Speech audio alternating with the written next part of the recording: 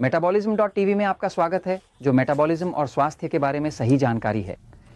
Cholesterol के लिए जैसी दवाएं जो मार देती हैं। मैं फ्रैंक सुआरेज हूं, जो मोटापे और मेटाबॉलिज्म का विशेषज्ञ हूं। मैं साथ साझा करना चाहता हूं हाल के अध्ययन से मिली जानकारी। हाल के अध्ययन पिछले कुछ वर्षों के अध्ययन जैसे मैं बात कर रहा हूं। 2016, 2015, 2014 हाल ही में लगभग, जो मूल रूप से ये दिखाते हैं कि कोलेस्ट्रॉल के लिए जो दवाएं हमें दी जाती हैं, जो प्रसिद्ध स्टैटिन हैं, वही हैं जो हमें मार रही हैं। मैं पल बोर्ड पे जा रहा हूं। देखिए, जो दवा फार्मास्यूटिकल कंपनियों को सबसे ज़्यादा पैसा देती है वह एक व्यवसाय की तरह है। यह स्टैटिन है। स्टैटिन ऐसी दवाएं हैं जो कोलेस्ट्रॉल कम करने में उपयोग होती हैं। हमें यह धारणा बेची गई है कि उच्च कोलेस्ट्रॉल बुरा है। वास्तव में क्लिनिकल अध्ययन साबित करते हैं कि वास्तव में कोलेस्ट्रॉल का स्तर कम होना ही हमें जोखिम में डालता है, क्योंकि कोलेस्ट्रॉल एक पदार्थ है, आवश्यक है।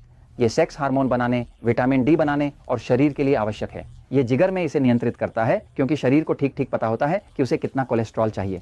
वास्तव में अगर आप कोलेस्ट्रॉल कम करना चाहते हैं तो आपको इतना करना है, किताब मेटाबॉलिज्म की शक्ति लागू करें। देखिए, आपका कोलेस्ट्रॉल कम हो जाएगा। और अगर आपको डायबिटीज है तो आपका कोलेस्ट्रॉल भी ऊंचा होगा। यह किताब बिना समस्याओं के डायबिटीज को लागू करें। गारंटी देता हूं कि कोलेस्ट्रॉल बिना दवाओं के कम होगा। अब हम विषय पे चलते हैं। मामला यह है कि शरीर सही है, कार्य करने आपको अपने सिस्टम को काम करना जरूरी है। शरीर में विभिन्न सिस्टम होते हैं। यहां पर है, यहां दिल है। ये ऐसा नहीं है कि ये एक छोटे से दिल की तरह है, लेकिन ये वही है। शरीर में उसका मस्तिष्क, जो उसे सभी कार्यों को संचालित करने में मदद करता है। और शरीर में क्षेत्र होते हैं, जैसे कि गुर्दे। प्रत्येक के पीठ के पीछे 2 गुर्दे होते हैं। ये क्षेत्र बहुत महत्वपूर्ण है। दिल पूरे रक्त संचार को नियंत्रित करता है, जो कोशिकाओं को ऑक्सीजन और पोषक तत्व प्रदान करता है, वे जीवित रहें। मस्तिष्क सब कुछ केंद्रीय स्वायत्त तंत्रिका तंत्र संचालित करता है। और गुर्दे, जो अपशिष्ट को बाहर निकालते हैं, खनिजों और अन्य चीजों को नियंत्रित करते हैं। अगर आपको दिल की समस्याएं हैं तो आप मर जाएंगे। अगर आपको गुर्दों की समस्याएं हैं, आपको डायलिसिस कराना होगा, फिर भी मर सकते हैं। और अगर आपको समस्याएं हैं तो आपको डिमेंशिया की समस्याएं होने लगेंगी, अल्जाइमर, भ्रम, अवसाद और इस तरह की सभी चीजों के बारे में।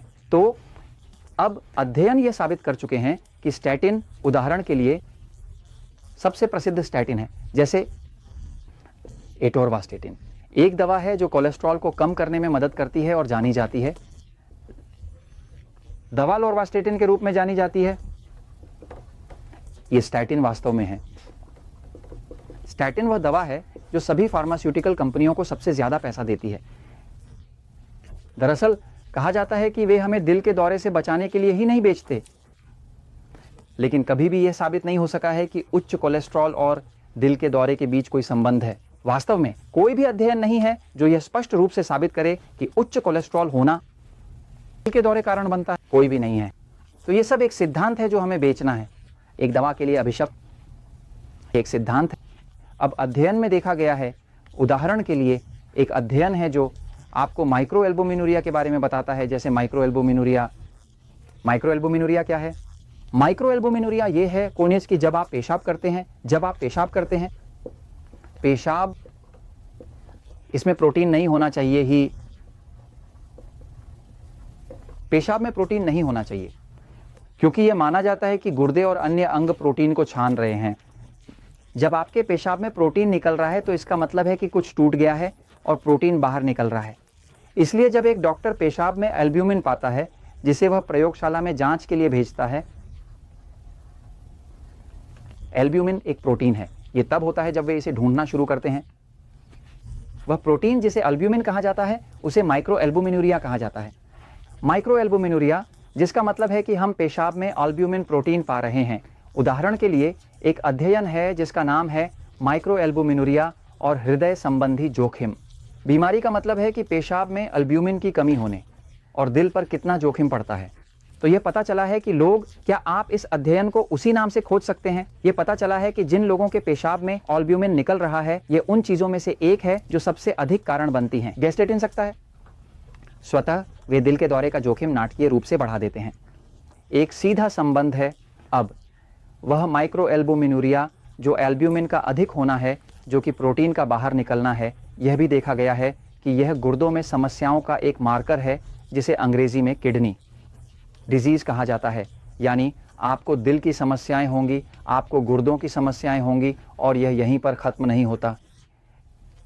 एल्ब्यूमिन के अधिक निकलने के बीच एक संबंध पाया गया है जो स्टैटिन द्वारा उत्पन्न होता है और जिसे आर्टेरियोस्क्लेरोसिस कहा जाता है। आर्टेरियोस्क्लेरोसिस का मतलब है कि आपका कार्डियोवैस्कुलर सिस्टम जो रक्त ले जाता है, ये कुछ धमनियों को ले जाता है और ये धमनियां वसा और कैल्शियम से भरने लगती हैं। अब आपके पास एक कैल्सिफाइड सिस्टम है, अब ऑक्सीजन कम है और यहीं से दिल का दौरा आता है सुनिश्चित। तो मूल रूप से स्टैटिन्स के बारे में यह पाया गया है कि स्टैटिन्स वास्तव में मस्तिष्क को प्रभावित करते हैं। जो लोग स्टैटिन का उपयोग करते हैं उनमें मस्तिष्क समस्याओं की अधिक घटनाएं होती हैं।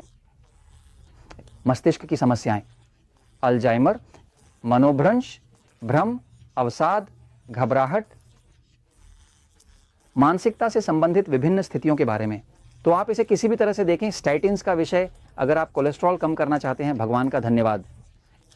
मेटाबॉलिज्म की शक्ति पढ़ें, 3x वोन डाइट करें, बिना समस्याओं के मधुमेह पढ़ें, इसे नियंत्रित करें और आप देखेंगे आपको किसी दवा की आवश्यकता नहीं है। यानी नुकसान बहुत बड़ा है।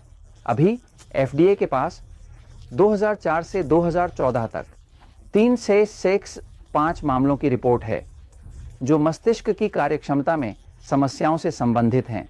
मस्तिष्क में समस्याएं गैस्ट्रेटिना के उपयोग के कारण, इसके पास गैस्ट्रेटिना से संबंधित समस्याओं के 100,000 से अधिक रिपोर्टेड मामले हैं। लेकिन केवल मस्तिष्क के बारे में इसके पास 3 से 5 मामले हैं। तो अगर आप डिमेंशिया में नहीं पड़ना चाहते, पत्थर की तरह नहीं होना चाहते, डायलिसिस पर नहीं जाना चाहते, दिल से नहीं मरना चाहते और अपनी जिंदगी जीना चाहते हैं, तो स्टैटिन्स को छोड़ दें और सही डाइट करने पर ध्यान दें ताकि आपका कोलेस्ट्रॉल कम हो सके, जो वैसे भी किसी खतरे में नहीं था।